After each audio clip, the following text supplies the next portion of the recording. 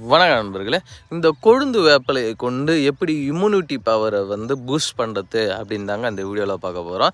ஒன்றும் இல்லைங்க, இந்த கொழுந்து வேப்பிலையை காலையில் இந்த சீசனுக்கு கிடைக்கும். தினந்தோறும் கொஞ்சம் இந்த அளவுக்கு இப்போ கிடச்ச கூட போதுங்க.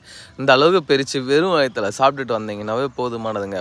உடல் உஷ்ணம் குறையும், தேகம் மினுமினுக்கும், ரத்தம் பியூரிஃபிகேஷன் ஆகும், பிளட்டு பியூரிஃபிகேஷன் ஆகும்.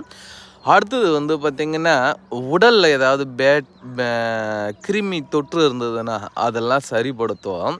அது மட்டும் இல்லாமல் மெயினான ஒரு விஷயம், ரத்தம் பயங்கரமாக சுத்திகரிக்குங்க. சரிங்களா?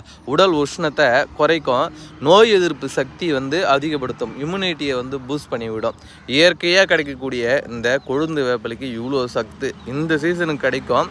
கண்டிப்பாக கிடைச்சதுன்னா விடாதீங்க. இது பிரித்து அப்படியே வாயில் போட்டு மென்று சாப்பிடுங்க. அந்த முத்தின வேப்பில் தான் கசப்பாக இருக்கும், இது கசப்பு அந்த அளவுக்கு இருக்காது.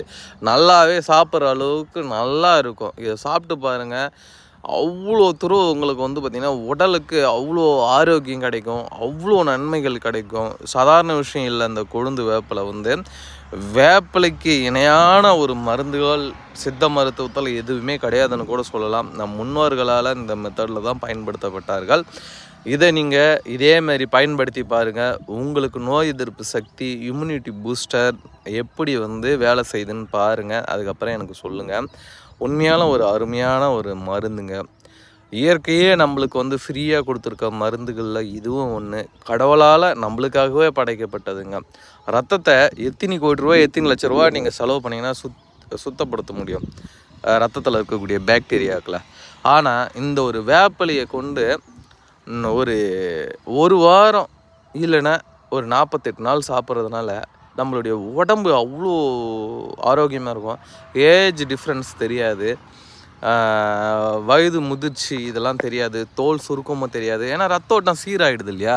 ரத்த ஓட்டம் சீராகிடுச்சுனாவே இந்த ஏஜ் டிஃப்ரென்சேஷன் தெரியாதுங்க.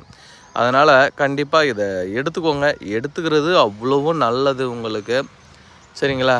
இதெல்லாம் நம்ம மறந்துட்ட ஒரு மருத்துவத்தை நான் உங்களுக்கு இந்த வீடியோ வாயிலாக சொல்லித்தரேன். தேவைப்படுறவங்க பயன்படுத்தி நன்மை அடையுமாறு தாய்மையுடன் கேட்டுக்கொள்கிறேன். இது மூலிகையில் எவ்வளோ மூலிகை கொட்டி கிடக்குது. நடக்கிற இடத்துலேருந்து ஒன்றுக்கு போகிற இடத்துலேருந்து எல்லாமே. இதெல்லாம் கரெக்டாக நம்ம கண்டறிஞ்சு இது எப்படி பயன்படுத்துகிறோம் அப்படின்றது தான் என்னுடைய நோக்கம். அது எல்லாமே சொல்லிகிட்ருக்கோம்.